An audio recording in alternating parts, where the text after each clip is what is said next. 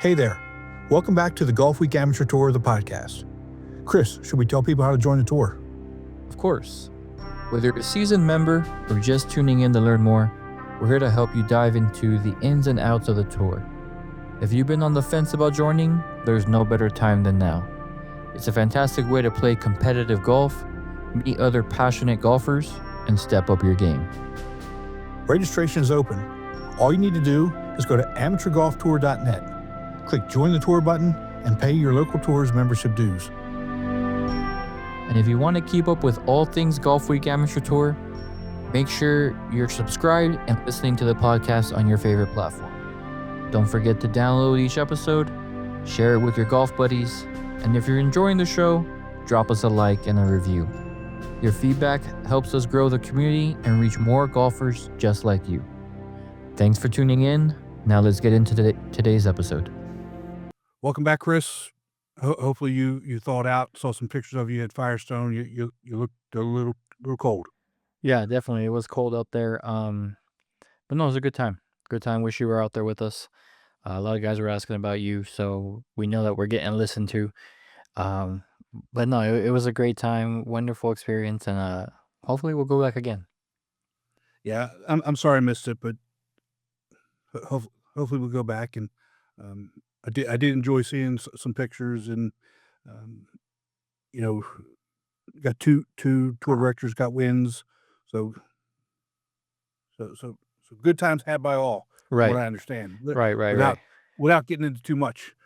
But I do want to make sure that we get this thing out of the way before we go any further, because we can't have any more of the debacle. This is the last podcast before Mother's Day, so we don't want to forget that. So happy Mother's Day. Right, we're catching on. It took us a To while, all but the we're catching mothers. on. Yeah. So, thank you, moms, for all that you do for us and the tour and everything else. If you're a mom on tour, thank you for your membership and friendship and what you do for the tour for yourself. It's very much appreciated. And Yes, Chris, thank you. we're still going to hell, but at least we did not forget this year. No, we did not forget, and we're in good standing for 2025. Well, we're in good standing for that piece. We've got a whole bunch of other things that are just you can just forget. Yeah, just buckle up and get ready. Yeah, so this we're in Military Appreciation Month, which is from a podcast perspective one of my favorite months, because we get to talk to veterans and active duty members of the tour, and it's just good times and hearing good stories. Yeah, I get excited every time we do this, so we're gonna have a good time this month. All right, bud. Ready to get started? Let's do it.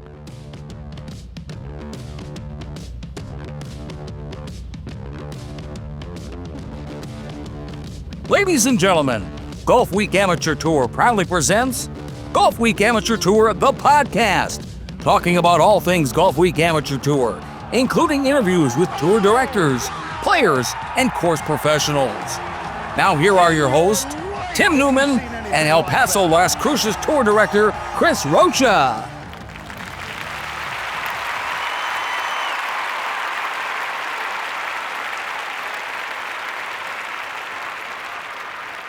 Chris, welcome back to normal temperatures for you. Heard it was pretty cold out there at Firestone. It was a little chilly, just for one day, just the first day. I think it was temperatures that they weren't expecting, from what the locals are telling me, but apparently anything in the Midwest can happen between March through May. So that might make deciding factors moving forward for us. But I had a great time. It was I'd go back, because the North Course in particular, I want a chance at that again in good weather. But it was fun. It was a great time. Great atmosphere. And yeah, I mean, you know how I am with cold, but I do. Honestly, I heard a bunch of people that either whether you text them or not, or they listen to the podcast, were like, "Hey, is it too cold for you? How you doing? It's a little cold." So I hope they're listeners and you didn't text them on the side, Not, but that was a good I handful. didn't, I didn't text anybody, but I did know that it was cold. You know, when Dennis sent some pictures, and people were all bundled up. I was like, oh my goodness, Chris. I think Chris probably gonna withdraw. No, that wasn't an option, but it was a good time. Nah, that's good to hear. We got a lot going on in this episode. Everybody knows it's now May, and this is one of my favorite months of the year. So we've got Military Appreciation Month. We're gonna be highlighting our members who are either active duty or veterans of armed services. Can't thank them enough for what they've done, what they continue to do, and for being part of our part of the Golfweek family. Yeah, for sure. I mean, I announced at the tournament that I was looking for some people to come on the podcast, and right away had a group of people that come and wanted to give me their information and this and that. They wanted to be part of what we do uh, for these special episodes. So it was great to get that information from them, and it's gonna be a fun time. I can't wait. Like I told them, Yeah, they're basically gonna have the floor, and we get to learn about their stories that they had, and I think that's cool. Especially coming from me that wasn't part of the military. It's good to hear these stories. yeah. So we got military members. We've got our, this episode comes out on May 5th, and that's the deadline for the April members of the month Yep. nominations. And I don't know if you were copied on all of them, but we got a bunch. I'm pretty sure I was. I had to stop that real quick and say don't reply all, but we did get a lot. So keep them coming Well, throughout the year, especially them tour directors, because anything can happen now that all the tours are on high alert. well, I wasn't going to bring up that you were complaining about the reply all. I literally almost spit my drink out when I saw you complaining about stop reply all. I think it's funny. Jeff, the Indiana, Western Kentucky tour leader. Jeff, man, what's a few more emails? I know you get a lot, but what's a few more? I mean, and here's why I say that though, because I don't know. I've seen and looked through them. If you can see what other tour directors are doing, you can really kind of adjust your nomination. But that's not the point though. Hey! I mean, this is all about competition here. I mean, you jabbed Dennis after the first round. What can I say? So, if it was I'm me, thinking, first off, I'm thinking that's a bad move. I would not have done that. That's a bad move. But you do you. he didn't bring it up. He probably forgot. So I'm not even gonna touch it. Let's move on. We got members of the month, but nominations coming in. Don't forget the Strixon Iron Raffle. Make sure you get in on that. But Chris, why don't you go ahead and introduce our first guest for this episode? Yeah, I mean, so like I said, I put out the challenge at the regional in Ohio and got a good amount of people to come on. But this one that did come was one of the first two that was really excited to be a part of it. So we want to definitely welcome from the Cincinnati tour, local guy, Mr. Warren Hodges. Warren, how you doing? I'm good. How you guys doing? I'm doing great. There's nothing like coming on and jabbing Chris a little bit, about the cold weather. I don't know what he would have done if he was in the military. I mean, it's and you gotta put up with whatever you gotta put up with. Hey, well, maybe it would have made me a different person. You never know. No, Chris, you I like you just the way that you are, buddy. So, Warren, thanks for joining us. You're a Navy veteran of 14 years. Thank you so much for your service, and thanks for joining us tonight, bud. You're very welcome. Thanks for having me. So let's start off with why you joined the service, why the Navy, and tell us a little bit about your career in the Navy. All right. Yeah, sure. So, why the Navy? That's a good question. My entire family was Army. I had a cousin that went to West Point.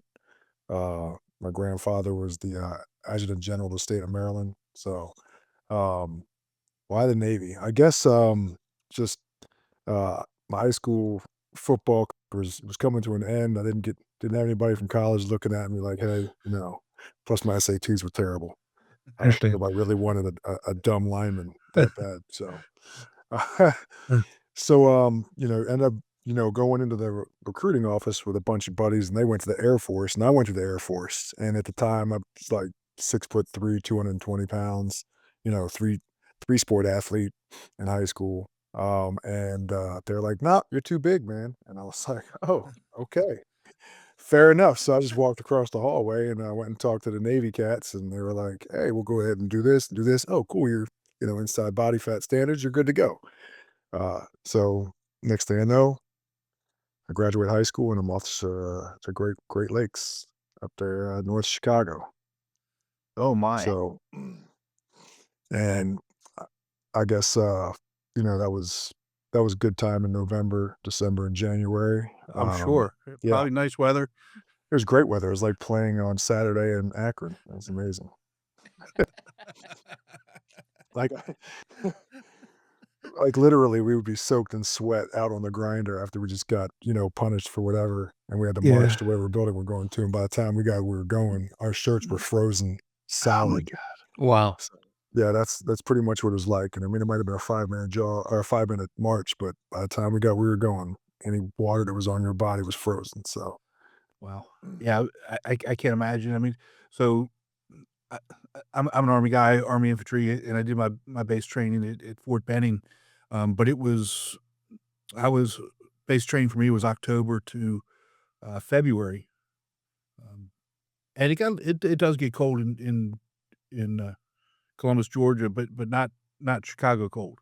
I mean, cold Columbus, Georgia is like 35. It's definitely Great Lakes cold. That's for sure. yeah, Chicago was a whole nother cold. So what was your MOS? I was actually a airplane mechanic, so I did hydraulics and structures. Um, and I actually painted aircraft for a little while there. Wow. But went down to Pensacola to learn how to be an airplane mechanic. That was pretty cool while we were down there.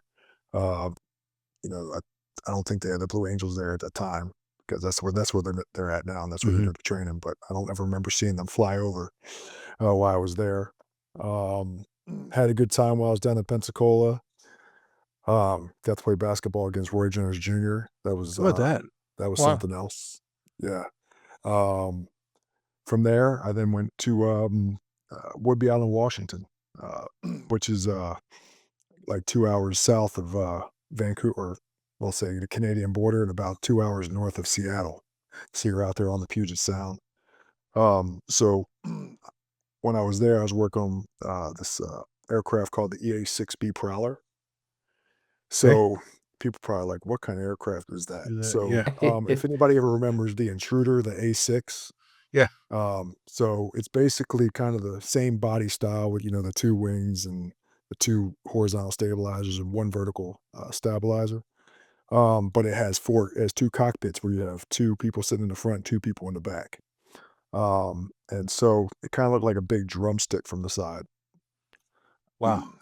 like a drumstick Mhm. out of a bucket of chicken. Yeah. You made me hungry now.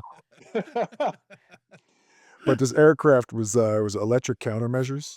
So Okay. we'd fly in the air and we would jam, incoming radar signals, and then we would drop what we called a HARM, or high speed anti radiation missile, directly on the battery or whatever we targeted. Huh. And basically that's what we did. Um, while I was there, and we'd be on Washington. Wasn't a whole lot to do. If you like to do four wheeler and then like, you know, trout fishing, that was your spot. Golf season wasn't very long. It's probably when I first started playing golf, because I didn't have anything to do. Right. And I mean, a nice day was usually around, mid 80s, no humidity. Oh, that's Like, Chris's weather. yeah. I Some love some of the that. best summers I've had were out there because it's just the weather was awesome. But yeah, I was there for about 6 years. Became a recruiter, and then went back to Baltimore. That's where I'm from. Okay. Recruited out of Baltimore, actually, Dundalk, which is like the east Yeah, yeah. side of Baltimore. So I had, that side of Baltimore County to recruit out of while I was, recruiting. I moonlight as a bouncer at a bar downtown. So that was kind of fun too. Didn't get to play a Nice. whole lot of golf, unfortunately, while I was in Maryland. Just the demands of being a recruiter were just Right. a lot. We didn't have a whole lot of free time to do anything, but bounce at night. I found time for that. Hey, nighttime's always free, right? Yeah, nighttime was usually free unless I'm, taking somebody to MEPS at 11 o'clock at night. Yeah, and that's probably not a good idea. It's probably Yeah, not. that's never a fun day the next day. No. So where in Maryland are you from? I wonder why the 443. I mean, that's where I'm from. But I've been going from there for a while. Actually, when I went in the military, and I'm much older than you, but when I went in, I personally never went back in that's not true. Forget I said that. Liar. I do remember I do remember living back there, but my Pennsylvania number is that's why. But where in Maryland are you from? So there's a little town outside of Baltimore on the northeast side. It's called Joppatown. It's in Oh, yeah. Harford County. Yeah. So that's where I went to high school, and that's where I grew up.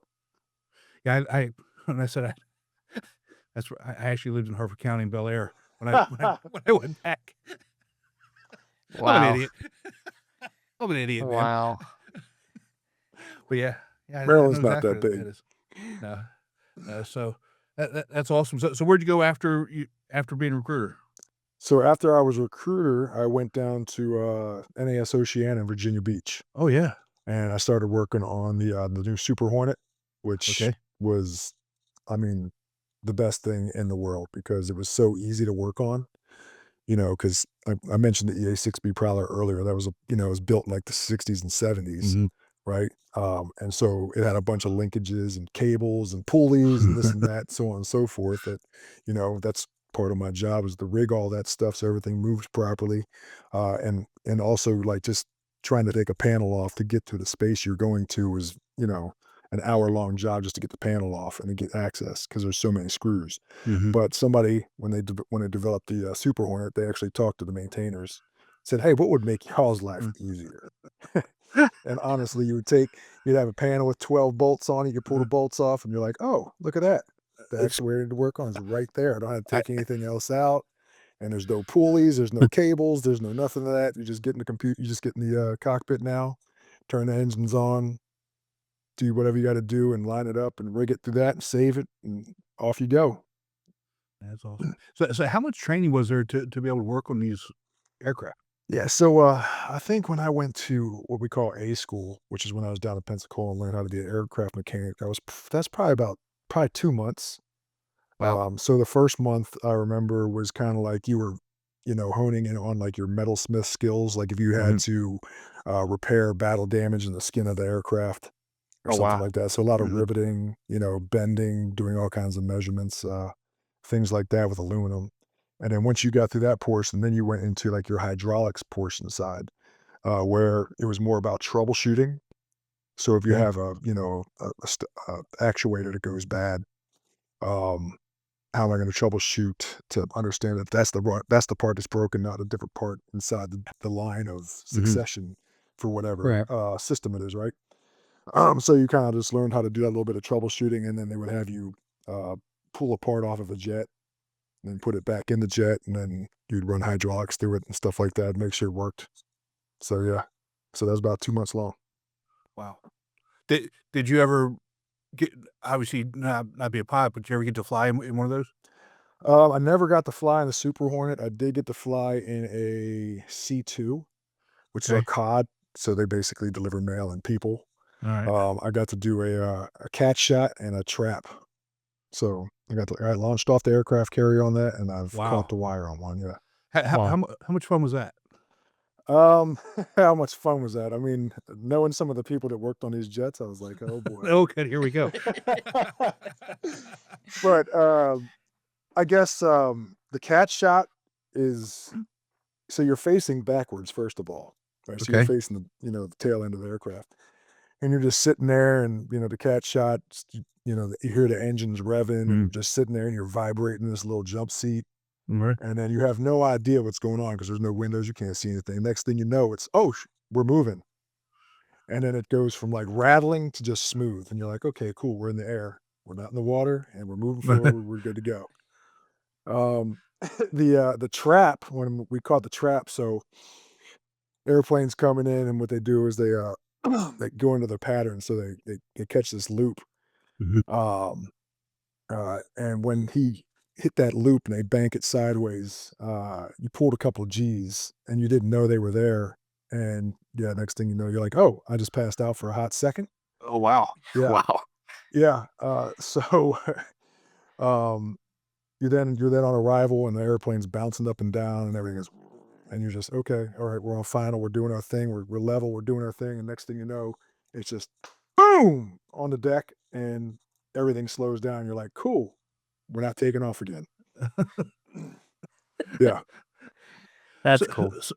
so when you were taking off, was there any warning, or just you're None. just Zero warning. We're just sitting so there. you better be strapped in. Oh yeah, you're strapped in. You got everything's rattling. Your teeth are rattling inside your head, and next thing you know, and you're gone. You're like, oh, it wasn't so bad. Yes, and Chris, I'd like to try that once. Me too. Once, I'd like to try it once. Yeah, I mean, that's what I was gonna do when I was hoping to get into the Air Force was fly jets. And when they said you have classes, you can. I was like, I'll probably never get a chance to do this. yeah. So I was in the 82nd Airborne when I was in the Army. So jumping out of airplanes and that sort of thing. And I'm scared of heights, but I would do something like that just for the experience, right? Just for that adrenaline rush and give it a shot. But I'd also like to fly in one of those jets and obviously I wouldn't want to pass out. I know I would, but just to get somewhat of a feeling of what that actually feels like. You know what I mean? Mm-hmm. Like, I guess the closest thing I could say it feels like if you ever been on a roller coaster, and there's one of those roller coasters, you sit down, you get locked in, and all of a sudden, boom, you're gone, right? Yeah. It's not like you just roll out slow. You just boom. Right. That's the closest thing to it. Right. But at least you I can love see it. those. And you kind of have an idea, like, oh yeah, we're getting ready to roll out. So what's your best memory of being in the Navy? Oh my goodness. This is a family show, right? It is a family show. You can tell us some other stuff offline, but Oh my gosh. Well, like Man. PG-13, not really that much family. I know. I'm trying to think of something that just sticks out in my head. So I mean, there was a lot of partying going on. So I don't recall a whole lot between my, like, say, 19 years old to maybe 26 or so. right. I just know we had a great time and all of us got through it pretty unscathed. But for like a sentimental value, I'd probably say I re-enlisted for my second time. And I got to re-enlist in the armory that was named after my grandfather. How about that? Yeah. So, and that was if you're familiar, on Edgewood Arsenal, right Yeah, there yeah. for Aberdeen Proving Ground. How about that? Yeah. So it's now the a Major General Warren D. Hodges armory. Dude, that's special. Yeah. That's awesome. That's pretty awesome. Yeah, that was pretty cool. Even my commanding officer, when she was re-enlisting, she said, not often do I get to re-enlist a sailor that has his name on a building. Yeah, so don't you forget about it. Yeah. You just remember who I am. Yeah. Oh, that's awesome. I mean, it's when you think about things like that, and who obviously they don't just put people's names on buildings for nothing. Yeah. Right. So that's special, and we've been doing. So this is, Chris, this is our third year doing this. Yep. And the number of people that we've talked to, and some of the things that we've learned that our veterans have done, amazing stuff. That Warren, I'm gonna tell you what, that's got to be one of the top things I've ever heard. Thanks. Glad I could share with y'all. I am too. That's special. So, I'm gonna throw it down, but top that, beat that. damn, I don't want to be that guy. Hey, I told you, man. We give you the floor, and we love to hear these stories. So that's one of we the really stories that do. we like to hear. So you've been part of the tour for 5 years now, and Chris, I pulled up his scoring chart. Of course you did. Of course I did, right? I got to look. He's got 77 rounds in 5 years.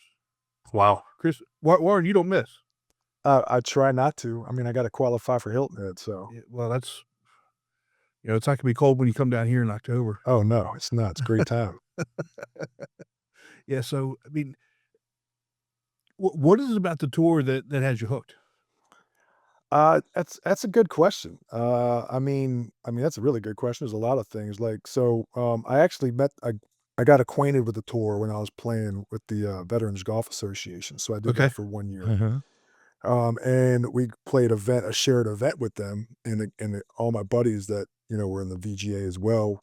We're like, who are these guys? We're like, what is this? So on and so forth. We had a chance to get into like the super skins and all that stuff. And so we did that. And one thing I noticed is that at the end, the presentation of the awards and the money, I was like, this is a little different than the VGA. I was like, all right. And then I started looking into it, and I saw that, oh, sorry. That's Let me right. try to- There we go. Just wanted to pause the television where I had better lighting.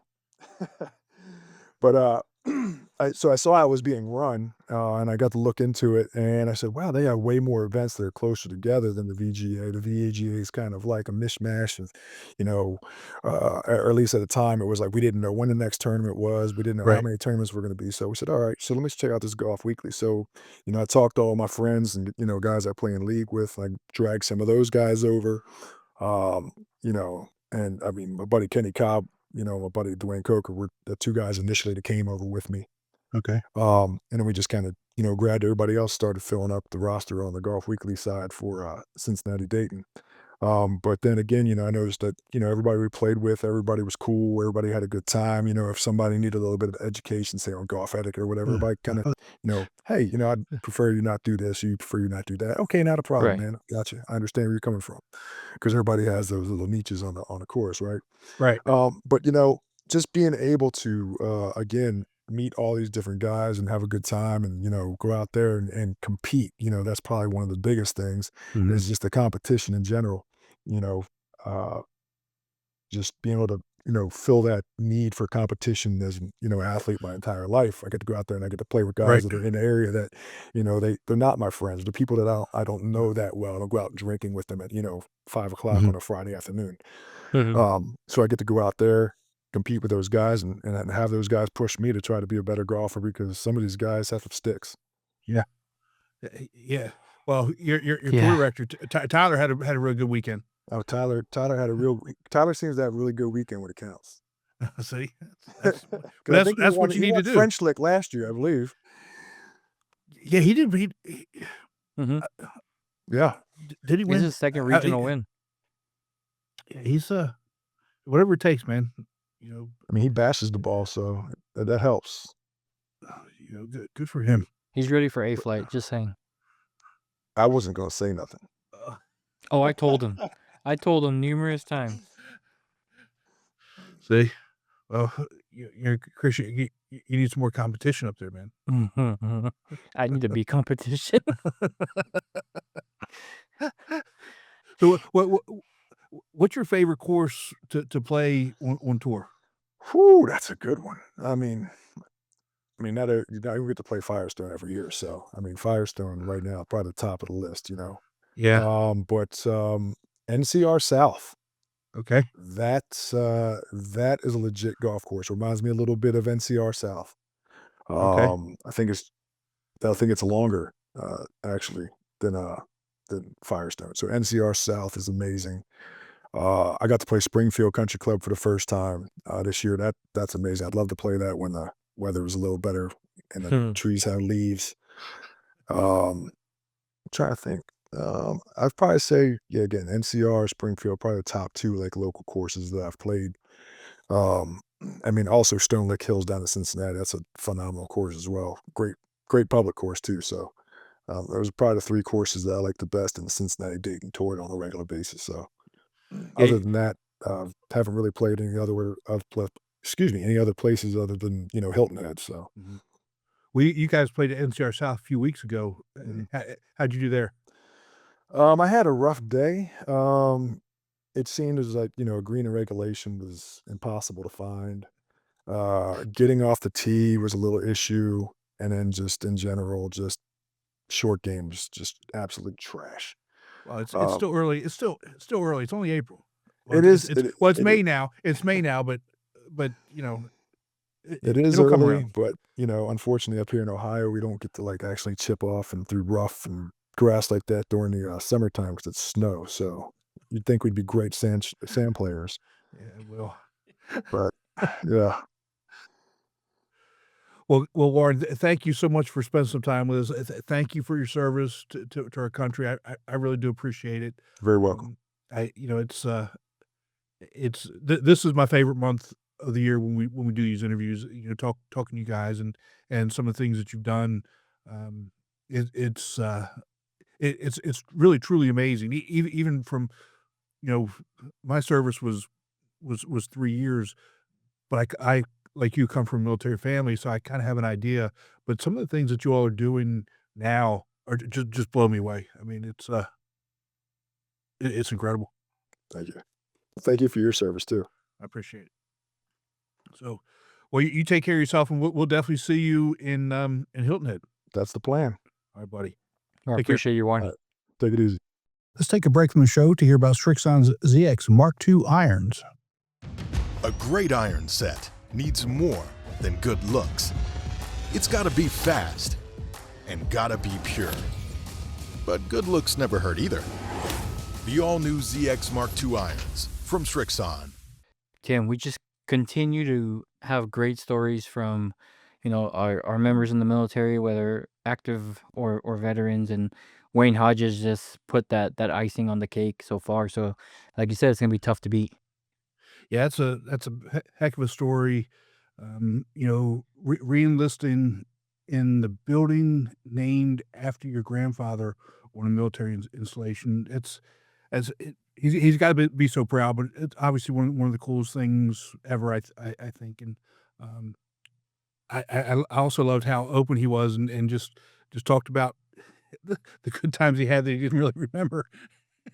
Right, right. I would assume that a lot of military people go through those times. So he Yeah, wasn't afraid to talk about it. I mean, I'm pretty sure he no, has good off-air uh stories to tell.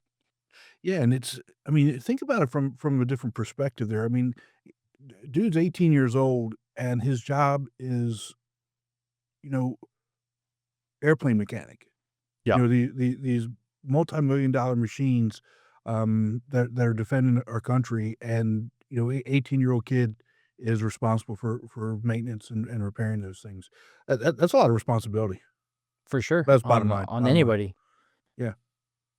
So, well, let's bring in our next guest, and I've been on this gentleman for a long time, and let me just tell you something, he doesn't miss. Wayne doesn't miss. Uh, when we bring him on, I'm gonna give you a stat that it's incredible. But, let's go ahead and again, I've done this before. Let's go ahead and bring Chris Legare from the Hilton Head Tour on. Chris, welcome to the show. Thanks for spending some time with us, bud. Absolutely, my pleasure. You know, I've known you for a long time, and been hoping to get you on, and I think this is a good reason to. But you're a veteran of the Army. Correct. How long did you serve? I served for 2.5 years, actually. Yep. It wasn't very long, but it was pleasant. Well, that's all right. I did about 3 years and about the same. And what was your MOS? I was 12 Bravo. I was a combat engineer. Oh, I wow. got Wow. I got to serve with the 299th Engineer Battalion, 03 to 05. The last combat unit the last actually tour that we did as a combat unit on the 299th Engineer Battalion out of Fort Hood, Texas. long time with, There's- I mean, 299th goes back hundreds of years. Yeah. Yeah. And, So what? sorry. No, go ahead. No, you go ahead. Ask away, buddy. I'm an open book. I love it. So wait, when you served on the combat tour, where were you? We deployed with the 101st Airborne Unit, March of 03. Okay. And we also deployed with the 3rd ID. Yeah, we started out in Mosul, out of Iraq. Mhm. We spent about 3 or 4 months in Humvees and 5-ton trucks, sleeping in and out, tents. Honestly, just clearing pathways for the rest of the combat units to come back through and make sure everybody was secure. My job was to basically clear the way for infantry. Infantry always claims to be the first ones in, last ones out. Engineers are obviously overlooked. And it's an honor to actually it's an honor to say that, because infantry gets so much, and I admire what they do. Don't get me wrong. But we, as engineers, we have to be, we have to think about the way that the rest of them have to come through. Right. And landmines, obviously, we have to clear the way with Bangalore torpedoes. It's just, it's hard to explain to people that have never experienced it, and it's an honor to be able to share it. It's hard too, because obviously people that I talk to, I don't have very many friends that I can share it with. So the 299th Infantry Battalion, we go back in history. We enjoy what we do. We're hoorah. We're all about it. So we spent 6 months or 4 to 5 months in Mosul. Worked our way down south towards Tikrit. We took over to the 7 palaces of Saddam. Wow. We harbored probably 375 soldiers in the 7 palaces of Saddam. We were a mile off of Highway 1. And we heard, I mean, every night it was mortars after mortar after mortar, every 15 seconds. Sorry.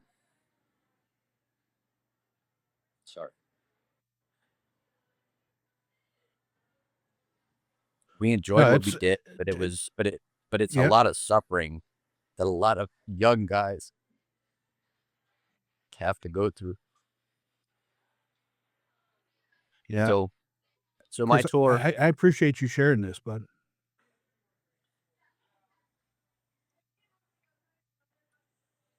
My tour was 347 days. I can't tell you how much I appreciate that, and you know, just hearing this story, you know, kind of puts it into perspective, or hopefully puts it into perspective for people who haven't served and don't truly understand some of the things that people like you have gone through. You know, even me, I didn't serve in combat. My brother did, and I can't imagine the things that There's you all stories put that, through and I mean, what you there's have to deal with. stories, honestly, there's stories that he can't share with anybody else that has no recollection or no idea what he went through. And just like the redeployment process, I mean, whenever you come back and they put you through that 2-week redeployment process, it's BS. There's people that are interviewing you that have no idea that have never seen a step foot in combat, and they have to be able to put you through the redeployment process of coming back into the States and kicking old habits, what you used to over the last 360 days. It's just, Right. I mean, there's no comparison. Nobody can understand what you're going through or what you have been through unless they've been there themselves. And with even the veterans, the VA hospital, there's people that I've completely dropped my case because I'm put in front of people that have never been and they don't understand what I've been through. That's the thing. That's the change that I would love to see with our VA benefits. That is completely BS, and I'm sorry about it. Sorry to say that, but there's. Well, I mean, Chris, that's reality. They need to. It is, and we have to accept it, regardless of what we've been through.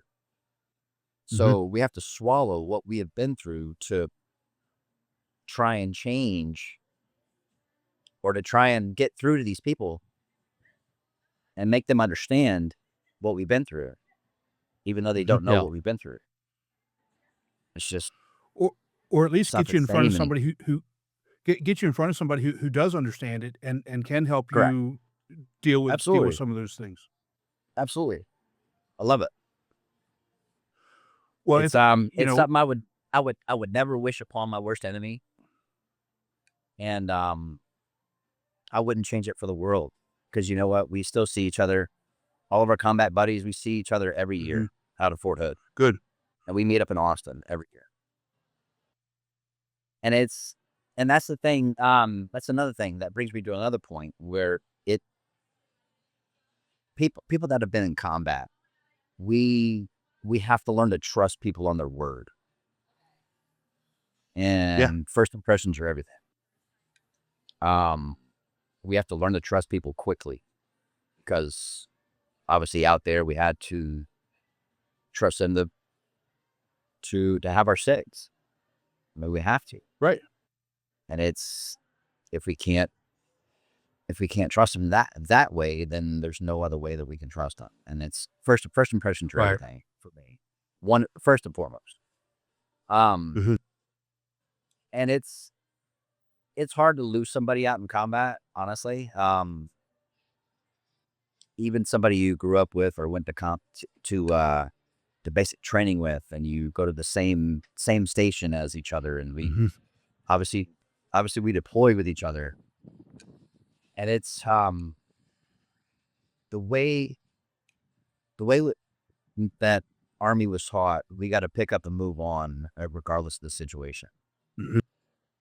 If we're fighting beside our battle buddy that we have gone to basic training with, or our best friend, whatever, and he's shot, he's dead, we can't sit there and sulk and reminisce on the old times. And I mean, we have to quickly pick up and move on. We have to take it with a grain of salt, and we got to move on. Right. I had to do that a few times, and it's the hardest part of the job. Hardest part.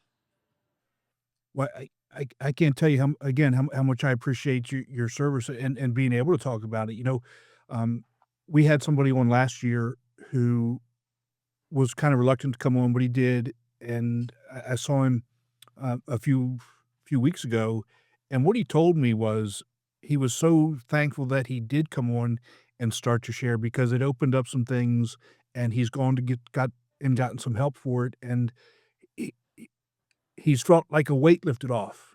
And I'm not saying that in a sense, that's in a going sense, to I can happen understand with that, everybody, but it's not the entire weight, but it's a little bit of able to open up and talk about it and get it out.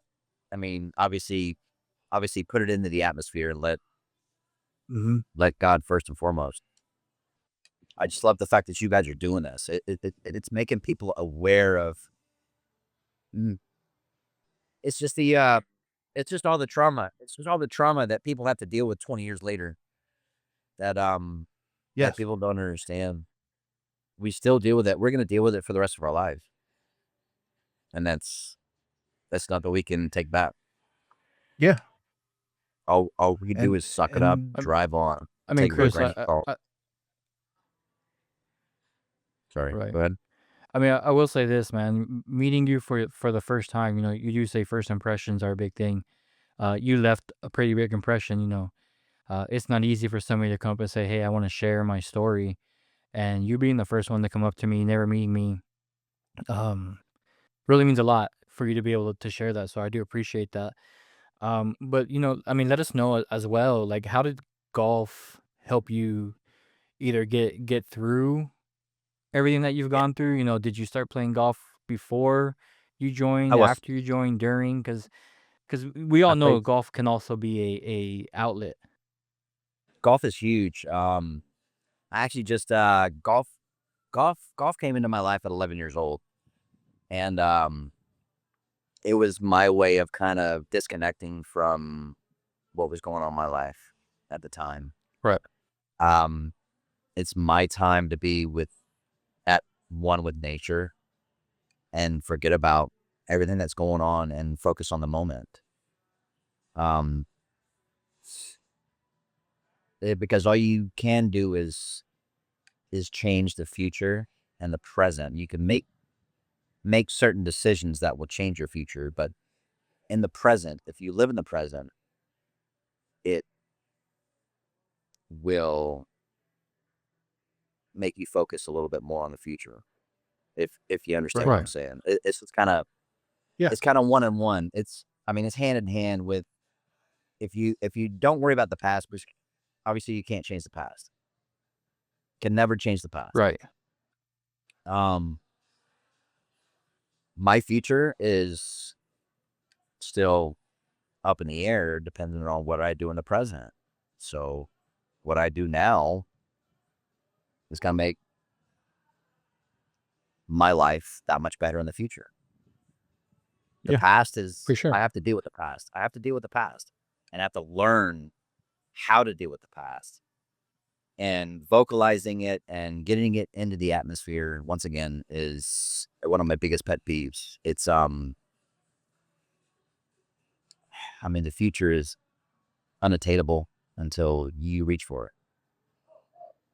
And if you make that right decision in the present, it's going to make that much more attainable. I'm just so grateful to be where I'm at in this day. I'm actually taking my captain's license tomorrow for the next weekend, this weekend and next weekend. So I'll be able to take up to 6 paying people. And my fishing, me being in my boat, is my release. It's my happy place, aside from the golf course. Yeah. Right. And I'm so So who's gonna be your first 6? I don't know yet. Whoever wants to be there, man. I mean, you guys, if you ever come down, if you want to come down in October, right? You're gonna be there October, correct? Obviously, you still live in Hilton Head, Well, Tim. Chris, you know, I Go ahead. I lost you there, but Chris, you know, I live on the island. I'm here. Yeah, you guys are off of Arrow Road, right? And the RV park. Yeah, right off Arrow Road. Yeah. Yeah. No, we're gonna make it happen. Once I get certified, pass all the tests, get my CPR, and get my TWIC card, we'll be good to go. No worries. And anytime you and Jen want to get out in the boat and That's just awesome. go on a sunset cruise, I'd love it. Let's make it happen. That'd be great. That is my Let's do happy it. place. I feel like I'm not even working if I'm in the boat, and that's why I want to do things that don't stress me out, and I can be in my happy place and just do my thing. Yeah. I love it. I'm with you on that. So what's your best golf moment on tour? My best golf moment on tour. Has it got to be on the yeah. Okay, my best golf moment on tour. First time I met Dennis. Okay, I can Of see that. all people. I can Of see all that. people. I know. Yeah. So it was strange. We wouldn't be here without him, though, right? No, nobody would be here without him. Right. 31 years, man. Yeah.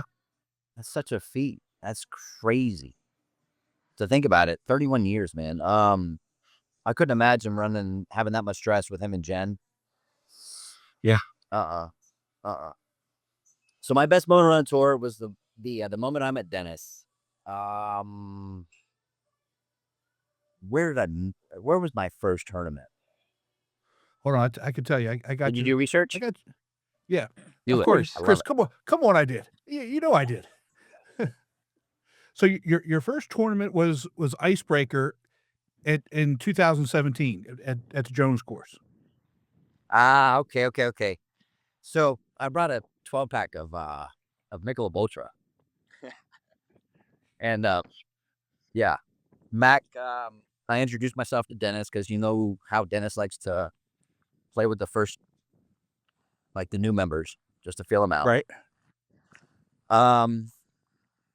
And he introduced himself. I was like, "Look, my name's Chris. I'm from Beaufort. Blah blah blah." He was like, "Look, do you like to drink?" I said, "Yes, sir." Obviously, he said, and he was like, "Do you like to gamble?" I said, "Yes, sir. Absolutely." I said, "I like to gamble a little bit, but I mean, I'm still kind of fresh on the tour. I need to feel people out." And he's like, "All right. So obviously you like to drink. So next time, don't bring this water bullshit. Bring Wait a second. bring the silver bullet." Don't bring that water. Bring this water. Yeah, exactly. It was one of my favorite moments. And ever since then, me and Dennis have been side by side in everything that we do. I mean, this tour has brought so much joy to my life, and I've met a lot of really great people. Yeah. And I would never take it back for any moment in my life. It's I mean, Dennis is like a second father to me, honestly. And he would say the same thing about me. Well, I don't know if you know this. I know he thinks the world of you because he talks about you a lot. I mean, He's one of my favorite people. Mhm. He's one of my favorite people. I mean, a lot of people hate him, and there's a love-hate relationship. I mean, honestly, there's no gray area whenever it comes to Dennis. Either you love him or you hate him. A lot of people take his stern voice for maybe being almost ridiculed. But he means well. He does. He means well. Yeah, he does. He's seen me at my worst and he's seen me at my best. Mm-hmm. And that's all I'm gonna say about that. He's done a lot for me. Yeah, there's not many As he people has like for a lot of Dennis. other people. For a lot of people, yeah, a lot of Yeah. people on this tour. You know, a lot. Here's one of the things that, and I'm not going to give specifics on this. Sure. He helps people, and nobody ever knows about it, ever. Yeah. And he goes out of his way to do things for people, not asking for anything back, not for any other reason, because that's who he is. He's somebody that helps people.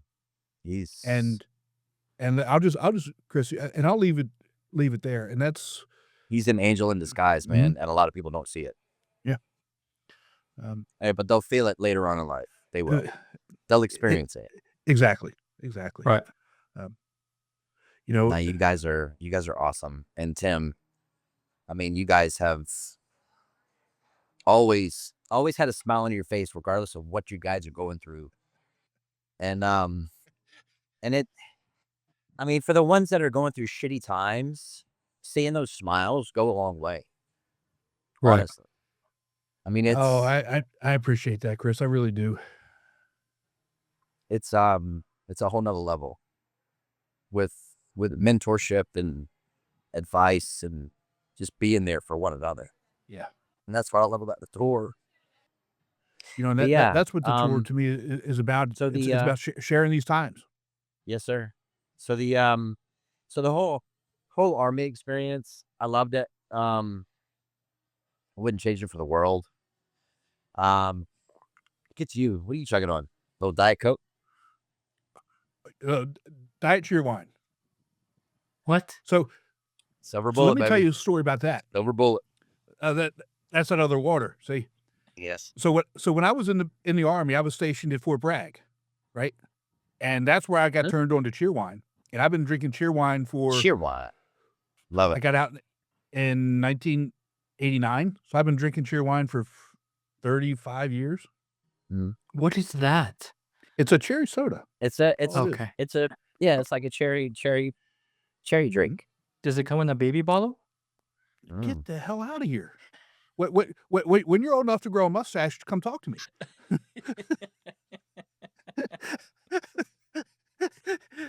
but it's bottled or brewed or whatever you want to call whatever you get a Bottled, soda correct. right, in Salisbury, North Carolina. Right? It's Yes, it's sir. a local. It's awesome. You know? Have you ever heard of Dr. Eno? So Chris, yeah. I experienced my first Dr. Enough in Banner Rock, North Carolina. Actually, yeah. That's I met but the pro that I worked for up in Diamond Creek. His father and mother-in-law were the ones that actually came up with it.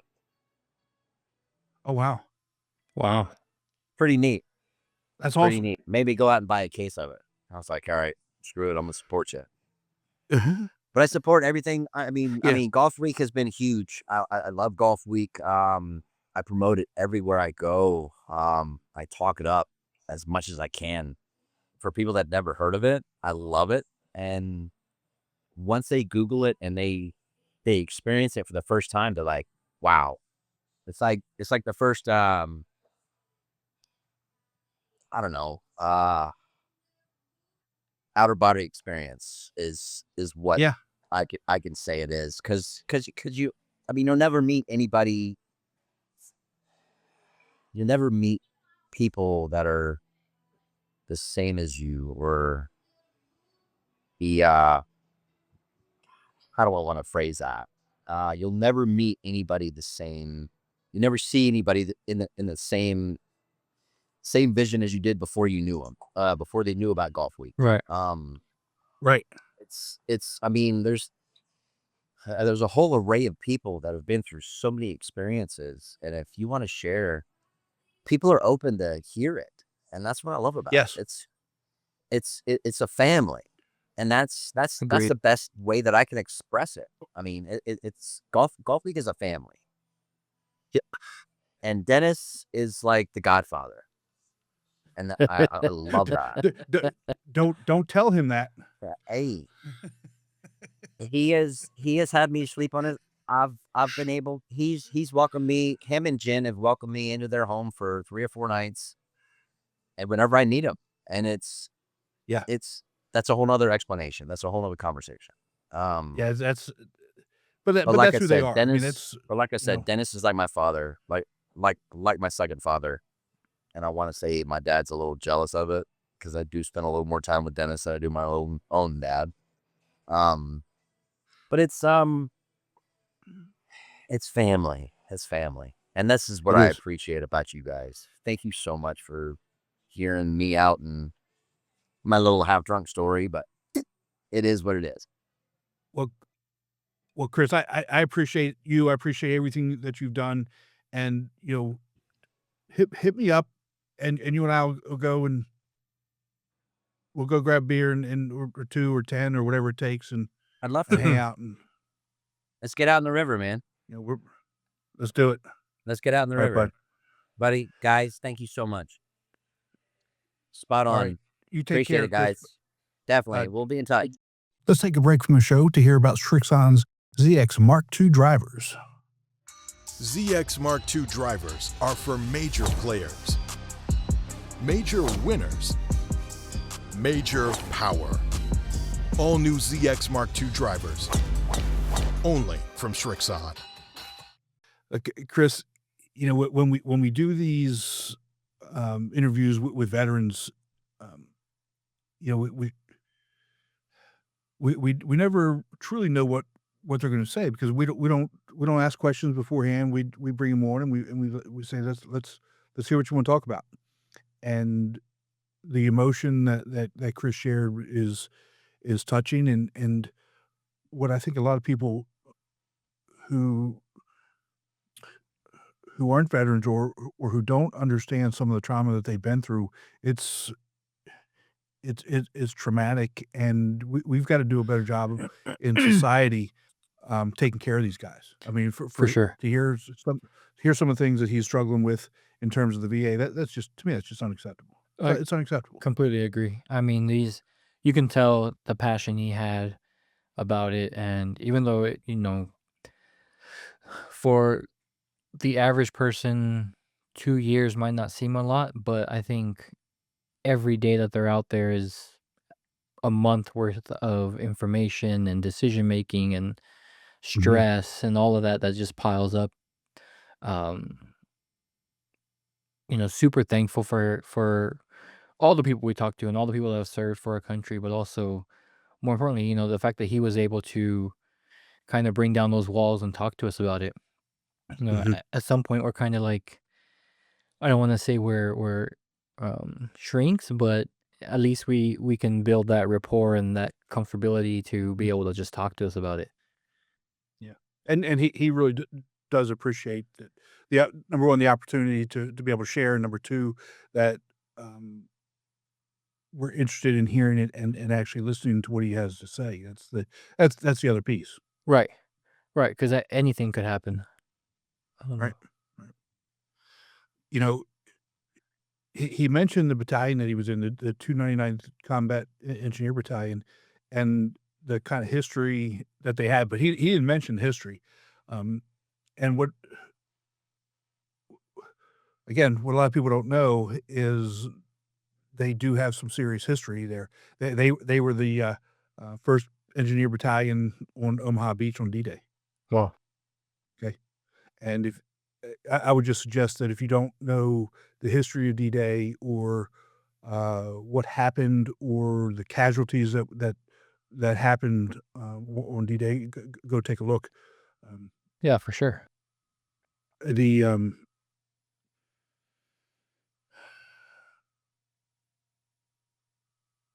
The D-Day Memorial is in Bedford, Virginia, which is just outside of Lynchburg, and my father, uh, he volunteered there before he died, and so we had the opportunity a number of times to go and really get into some of the history of D-Day, and the reason why the memorial is in Bedford is because Bedford lost more people per capita Wow, on D-Day than any other town in the United States. wow. And I mean, Okay, it's a lot of people. that's what they took serious casualties. Um, when we went a number of times, but um, we had the opportunity to talk to some uh, veterans who actually landed on D-Day who were from Bedford, and hearing some of those stories. So when Chris talks about that battalion, yeah, they've got history. Right. Um, Too bad they led the 101st in when Chris was in, because everybody knows the 82nd is way better than the 101st. I'm not gonna go into that. I'm gonna leave that with That's you. you should just leave it right there. Yep. Um, but again, uh, we're all brothers in this, and that part is good fun and good jokes. But understand that we when we talk to Warren, he's got good stories and that sort of thing. But we also have to understand the other side of that. Right. Uh, and that's why when people, uh, but remember, we're all volunteers. So when people volunteer to go into the armed services, that's what they know can happen. Right. And we're so thankful for them and what they do and what they have done and what they continue to do for us, and for us to be able to do this, Chris, because there's places in the world that you can't do this. Right. Right. We're lucky to be able to do everything that we do, but also give that platform for others to come on here and talk. Yeah, so that's first installment. I'm looking forward to our next episode. To have a couple more veterans on and hear their stories, Right. and go from there. But Warren, want to thank you. Really do appreciate the time and the stories, and Chris, same to you. And we'll just leave it there. Yeah. I mean, hopefully we see him at nationals and we're able to connect. And I know Chris will be there. He's got. I mean, he's on the island. He's got nowhere else to be that weekend. Well, and we didn't get a chance to talk about this with him, but he's got 170 rounds. Right. And okay, so he right now he only has five rounds in 2025. Okay, and so if you take from 2017 through 2024, 7 full years, okay, he's averaging 23 rounds a year. That's almost tour director numbers right there. Yeah, I mean he doesn't miss. He travels. He goes regionals. He just doesn't miss an event. And what those who don't know Chris, when he shows up with a smile on his face, and he puts a smile on other people's faces. And that's no matter what, beginning or end of the round. Yep. So thank them both, and looking forward to the next episode with a couple more stories. For sure. Let's hear about Firestone. Let's hear about Firestone from you and your perspective. I know you didn't have your ideal 80-degree, no humidity, no rain, no wind weather, but let's hear it. Honestly, I enjoyed the north more than the south. I might be a few that did that. But there's like 7 or 8 holes that are touching a lake somehow. And I think that can make or break a whole tournament. And then when you get up there in the hills, there's trees everywhere. It's not easy. And the south just seemed real straightforward. Every par 4 was straight. Every par 3 straight. Only the par 5s really had some different looks. So I really enjoyed the north. I would love to go back and take on the north with better weather, because I mean it was, from what someone was telling me, 30-degree wind chill. So it was cold. I had underlayer, shirt, hoodie, rain jacket, and still hand warmers. It was that cold. Well, my riding partner, the guy that was driving, had a blanket, so you can imagine. So you just telling me that I would have been inside? Is that what You you're would have been saying? inside the whole time, which isn't bad because inside was nice and beautiful too. But you probably would have been inside the whole time. It was worse than when we went to Vegas. I'll tell you that much. Yeah, I would have been inside. But great time though. I had a great time, both groups. Second day I was in like the second to last group, but I had the guy that I was riding with, he got all the way up to like 5th place. He went on a Oh wow. 6-hole birdie run out of nowhere. It was crazy. But Did he win any money? I think he won a skin in the super skin. My brother at one point had a skin and a super skin for about 2 hours. That was $1,200. But he didn't walk away with it. No, and it was a par 5 that he eagled. He Wow. holed out from 108 yards, and he was telling me that he hit the shot. It was online. He started walking back to the cart and never saw it go in. Everybody cheered. Oh man, good for him though. So he's all, and I guess somebody else came back. Well, obviously somebody else came back and covered him, but it was close to the end of the round. So that'd have been nice to see. Yeah. It kind of sucks though when you get an eagle and it gets covered. Right. Because usually they don't. Yeah. But I mean, hell, you got an eagle, so be happy with that and take it and move on. Right. But, so what was the inside like? So I don't know if you actually looked at the pictures that Dennis sent. Tennis should not be. When you talk about most more blurry, I couldn't see anything. Uh, so here at the clubhouse, they have some cabins on the third floor, kind of like Butler Cabin and at Augusta, that you can rent Okay. out and stay there. Um, and I mean, they were hotel style little rooms. It was awesome. And then you have, your main entertainment area with some TVs, couches, and then you all share, community showers, things like that. But it's Right. connected to the men's locker room, which has a full bar up there, a wall of TVs. You can put whatever sport on with couches, massage guns. I mean, you name it, they probably had it. Wow. And I mean, we got to spend some time there Sunday afternoon while we're all unwinding and playing silly gambling games, and you know how Dennis gets. So it was a good time. I had a great time there. Might stay there next time if we go up, because just to be able to experience that with other golfers that are there for that tournament. I mean, you wake up and you're right there. You can walk down and get your clubs and go to the range. But if it's cold, you just stay inside. Or you just could stay do in that, bed. yeah. And then when you see people gathering because they're doing announcements, you can just run all the way down. That's awesome. That's all. I'm pretty upset that I missed it. On one hand, but family stuff. You gotta do family stuff, and that is what it is. And We've both wouldn't been in trade that that. situation.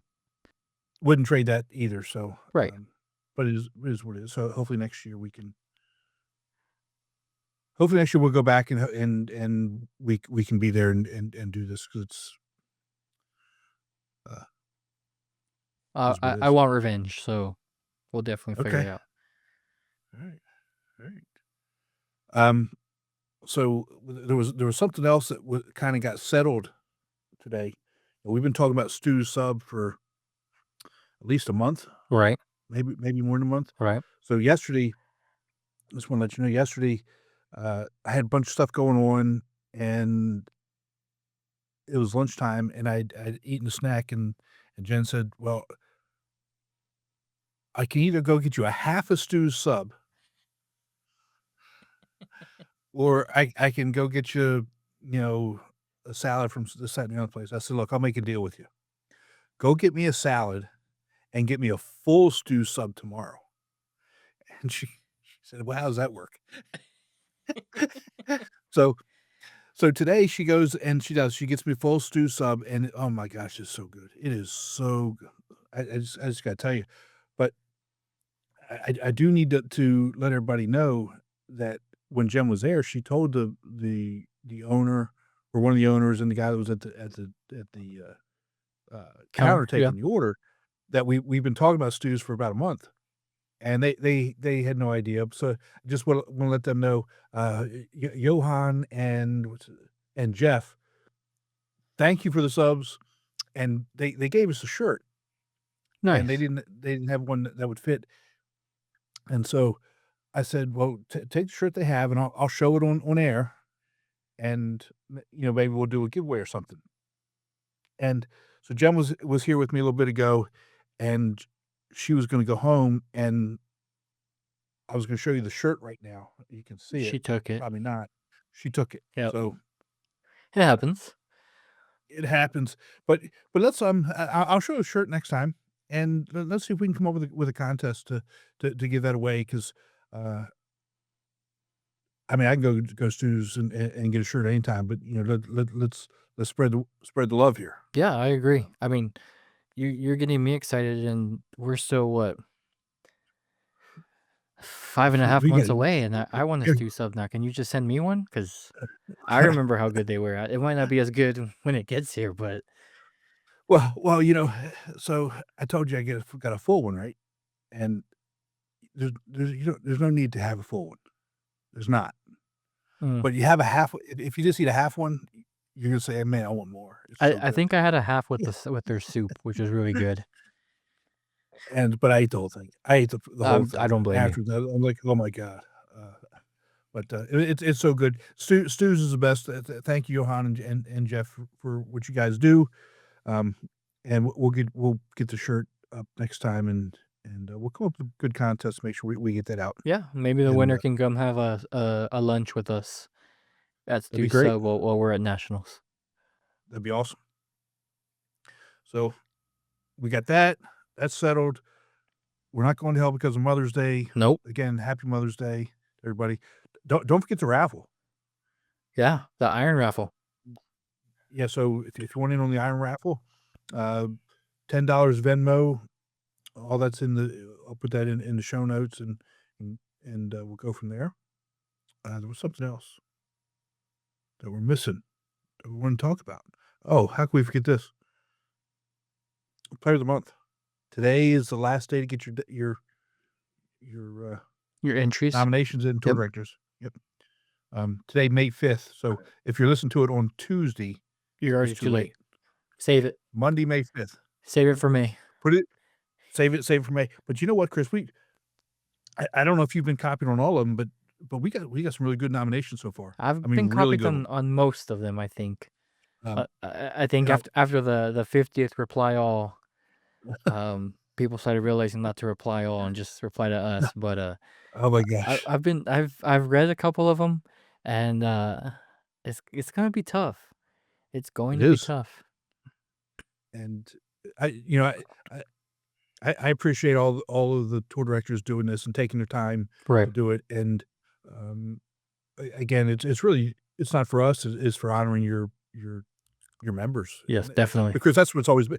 That's what this podcast is about anyway. It's not about us. It's not about tour directors. It's about our members. Right. And sharing things with them. So looking forward to that. And we may have a new graphic for it. Yeah. We're still working on that. And once that's approved, we'll make sure that we share that and give the person credit who came up with it and designed it. It looks pretty good. But again, we got to get the approval before we just send it out. Approvals are always needed, but it'll help us. It'll help you and me stay out of trouble. Yeah, I don't need trouble, man. No. I really don't. And with what Dennis and Jennifer have going on with her parents, I don't want to be the cause of any more unneeded stress. any more than that any of the stress I'm normally causing them. I'm trying to cut back on that, but you know Right, how right. that goes sometimes. Right. Anyway, what else you got? I mean, you got Beat the Heat. We just finished Beat the Heat in the mountains. As we're recording this, I know it's gonna be a great time. When you hear this, there'll be new winners, and hopefully I'm one of them. But it's always a great time to take out the family. I'm taking the family up there. Just get a nice little cabin and hang out, watch the deer roam in the back as you're trying to just chill and have a weekend away from the craziness of the city. Yeah. What's it like in El Paso right now, weather-wise? Is it getting hot? Same, hotter with dust. I could taste the dust when I landed from Ohio.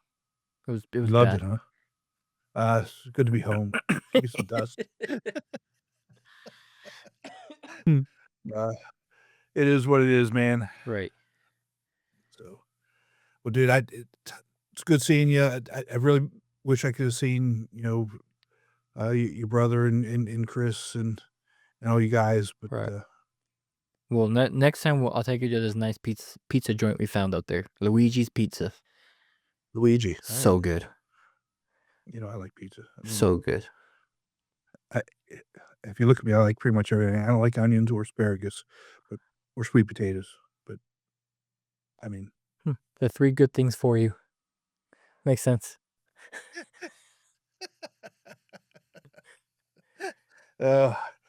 it's good times, my friend. Good times. Well, you travel safe this weekend, and Appreciate it. Best to the family, Likewise. and we'll talk to you soon. Yes, sir.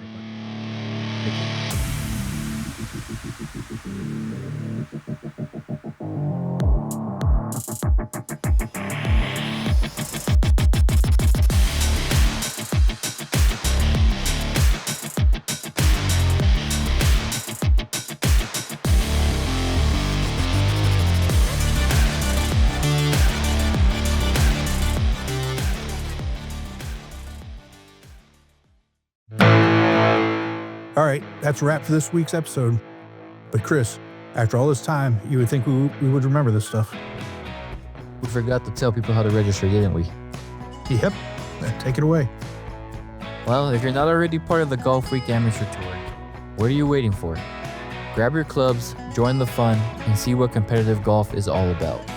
You can sign up today and start meeting some incredible folks who love the game as much as you do. All you need to do is go to amateurgolftour.net, click the Join the Tour button, and pay your local tour's membership dues. And hey, don't forget, if you're enjoying the podcast, you can catch us on all of the major podcast platforms. Be sure to download, share it with your golf buddies, and throw us a quick review if you're feeling the love. It helps us keep bringing you the good stuff and reaching even more golfers out there. Thanks for hanging with us, and until next time, keep swinging and having fun out there. We'll see you next time. Take care.